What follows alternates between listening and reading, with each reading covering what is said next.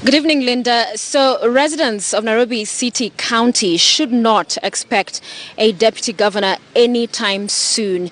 This, if we are to go by the words of the governor, Mike Mbuvi Sonko, who earlier today told the Devolution Committee of the Senate that for him, a deputy is a non-issue. In fact, he went on to say that he has done best he can, and at this point, the ball is with the Senate to be able to guide the process of appointing another deputy governor. It has been 15 months without a deputy in the county of Nairobi, but also other issues around the high turnover in his cabinet. Many of the CECs in acting capacity, a lot of firing, reinstating, and also we do not have a substantive speaker in the county assembly. These issues were brought to the Senate by the Senator, Nairobi County, Johnson Sakaja. He joins me now to talk a little bit more about this. You are in that session. Thank you for making time for us, Senator. Let's begin with when he says it's a non-issue. Of course, that was rebuffed by the senators in the session today, saying, of course it's important. It's a provision of the Constitution. But what does that say to you, that the governor does not think it's important to have a deputy? I think it speaks volumes as to the kind of ad hoc nature in which many of the, issues pertaining to running of Nairobi County have been, undertaken over the past few months. It is an issue. You cannot say it's a non-issue. The Constitution itself describes how a county government needs to be structured. So in as much as we are concerned about, provision of water, issues of cleanliness, garbage, security, etc. in Nairobi, there's a reason why the framers of the Constitution thought it wise to have certain structures within a county government. And it is for that reason that I brought that statement. Because, the excuses we had, there's no provision in the law, etc., were not, the governor of Nyeri who appointed a deputy just followed the Supreme Court direction. Correct. And a Supreme Court decision is actually binding, even if it's an advisory opinion, it's binding. Because we have no higher judicial authority in this country. Nairobians want services delivered to them. For us to deliver those services, we must make sure Nairobi is properly constituted as per the law. Having a deputy or not cannot fall under the whims of any individual governor. So for me, it was not even just about, this particular instance, but what precedent does it set for the rest of the country? That provisions of the law are mere suggestions that you take or don't take, that constitutional provisions are not binding, you can either choose to follow them or not, because left to his own devices, up until 2022, he will remain without one. But the concern here is, and he said he's tried. He nominated Miguna. That was thrown out. He talked about the spirit of the handshake and the proposals that were brought to him.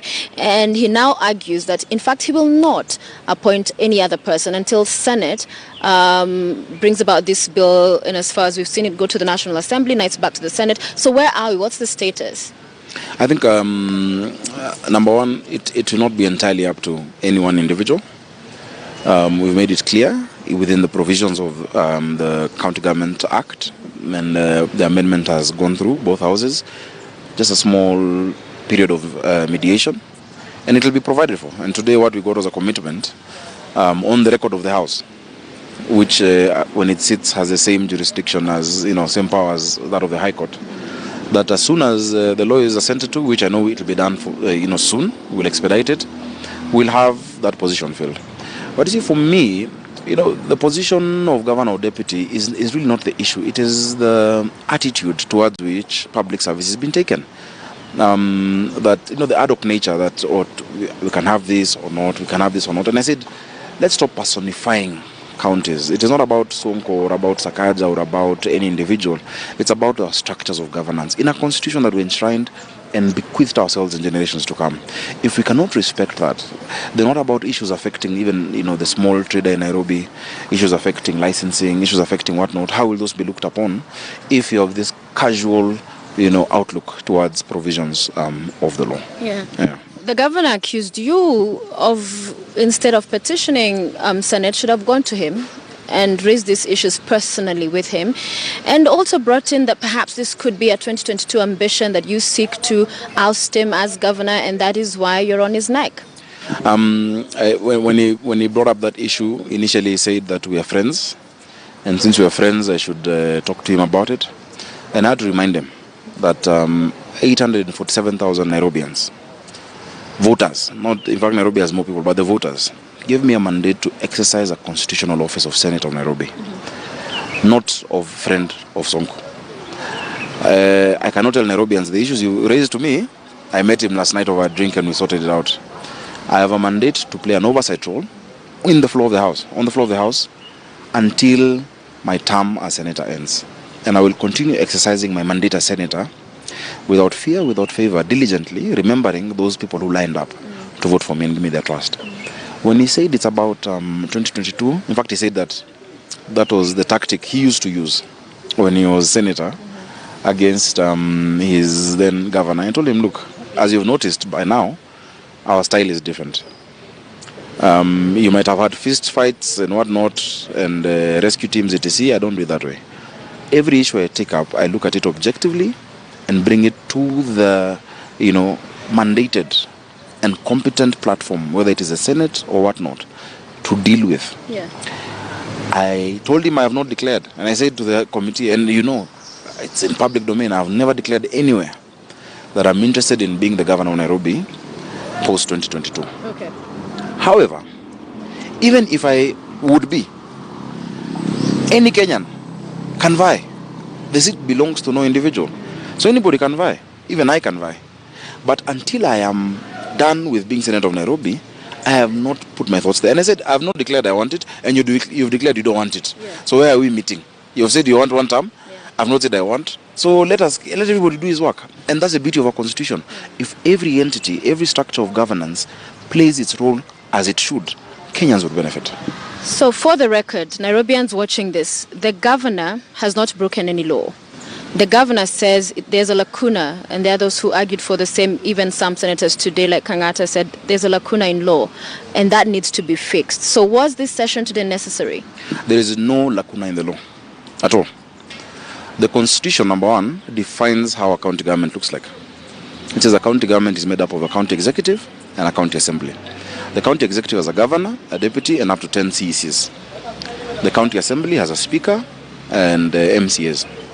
We have no speaker. We have an acting speaker. We have no deputy governor. Up until a week or two ago, we had, I think, 4 CECs. Yeah? So if you look at that together, the provisions of the County Government Act, there's no lacuna in terms of how our government should be constituted. Number two, if the question then is there a lacuna in how you appoint a new deputy if he resigns or passes on, etc., there is no lacuna because in terms of sources of law, edicts by a Supreme Court form part of our law in our country. And even if you go to the Hansard of Parliament, during that discussion, it was clear from senior counsel. We have 3 senior counsel in the Senate.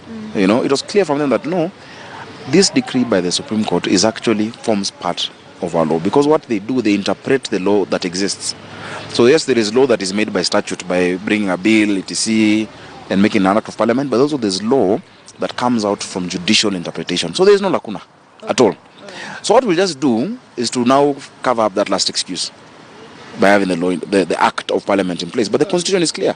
But then let's talk about, so let's say the bill passes, it becomes law.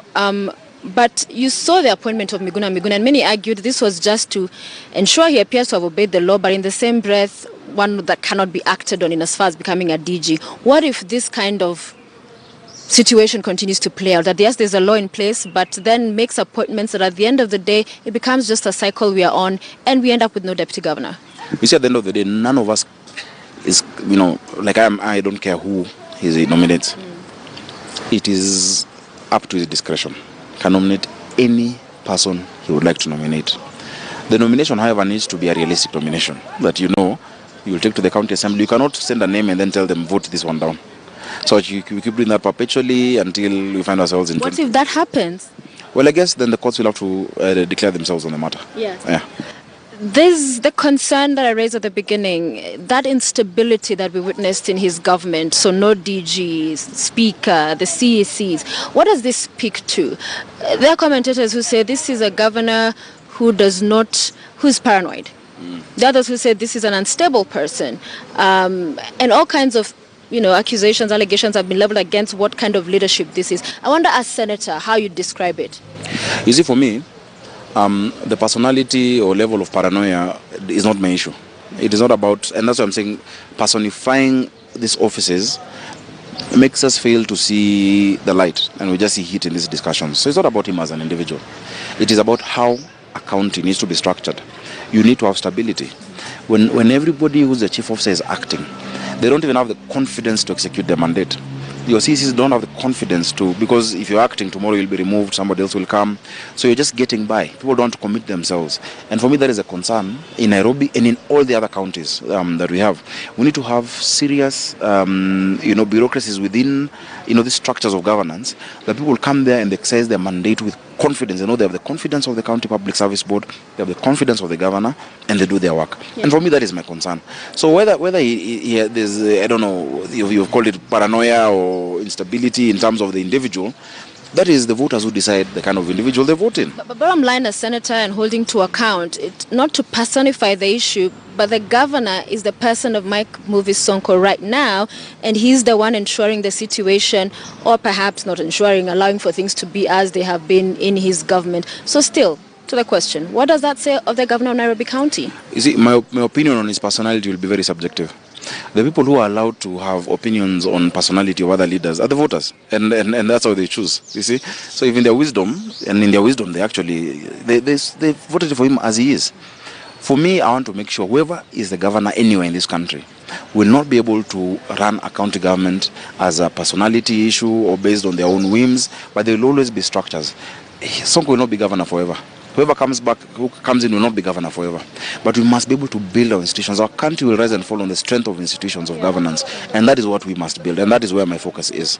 In fact, even last time when it was being discussed in the Senate, people had very unsavory things to say about him. But I went back and said, no, members, this is not about the character of the individual. Because sovereignty, according to Article 1, rests with the people. So once the people choose this type of a person, and choose this one to be the senator, this one to be the governor, they have chosen, you must respect their choice. Some people say, oh, it's a supremacy battle. I even said on the floor, I said, if anybody tries to impeach him at this point, I will stop it, because I don't think that helps the stability of our county at this time.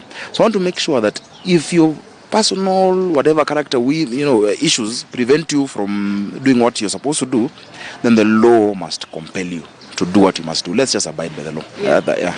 And when finally there are ways to work around the law, how is there a likelihood of compelling an opening, of getting the governor to do what must be done, or do we still have to then sit back and say, okay, he'll nominate person, as you said, one who may not be able to because of whatever issues that may arise? There are many ways. There are many ways that then are of final and last resort. Yeah. And if you look at the PFM Act, if you look at the County Government Act, the Senate has ways, the County Assembly has ways, and so do our courts. Talk to us about those ways. There are many ways, and I don't want to go into them, because then it will be that those are the things we're planning to do. But the provisions in the law, whether it is through the disbursement of certain funds, whether it is, you saw what happened in Makueni last time, about the county government and its suspension, etc. And those are things we do not want to see in Nairobi. We want work to go on being done. We want work to, in fact, service delivery must go a notch higher. And I keep saying this, and I don't know why it doesn't get it and his people don't get it. For me, as Senator of Nairobi, if the governor of Nairobi succeeds, I succeed. And I'm happy. I live in Nairobi. I was born in Nairobi. My kids are born in Nairobi. And so we want a city that is actually working. And people must realize that at some point it's important to separate. And that's why, I agree with the people who say politics should be left for 2022. Sometimes it's very important to separate the politics of a matter with the actual reality of the issue and development. Nairobians don't care the name of the deputy governor. They don't care who it is who will come. In fact, they probably don't even care whether we have one or not. But then what they want is to be able to go out in the evening to shop, or to take your kids to school in a safe environment, to go to hospital to find drugs. That's what they want. And we're saying that the framers of the Constitution, so that what we want, we all want the same thing. Go about your life peacefully, make something out of yourself. That can best be provided within the context of this kind of a structure. Yeah. So that's why for me it is about making sure we have the right structures in Nairobi. Yeah. It will be remiss for me as Senator of Nairobi to have stayed for 3-4 years without a county that is functional. Article 96 gives me the mandate to play an oversight role and to protect the interests of the county and its government. But the county government is not an individual. And that's why for me, I separate the personality issues. Even they might try to bring them up, I know how to see beyond that. And we said, even today, that work will continue because that's the mandate I was given. Yeah. So for those who gave me the mandate, Poleni, I have to do it. Those who didn't, I'm sorry, I have to do it. I will not be stopped. I will not be intimidated. I cannot be, because I know the oath of office I took. And that is what we want. Yeah. Let us be able to look at issues objectively as leaders, always. Before I let you go, you've mentioned service delivery. That's what Nairobians care about the most. So how do you rank the governor's performance so far? And also, it's been raining now, and there are those who are saying, okay, we were waiting, and then now we'll see the floods as we've seen in some parts of the city. What was done about drainage, same issues year in, year out. How do you rank his performance on delivering services? I think that would need a better empirical analysis of all the issues that are devolved.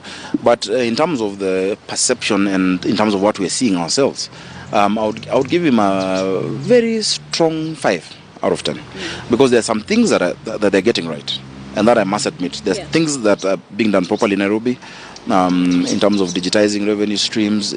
Though the revenue has gone down, we need to investigate why, by 9 billion. But digitizing it, reducing loopholes for corruption, especially of on-source revenue. There are certain recreational facilities being done, Dandora Stadium, etc.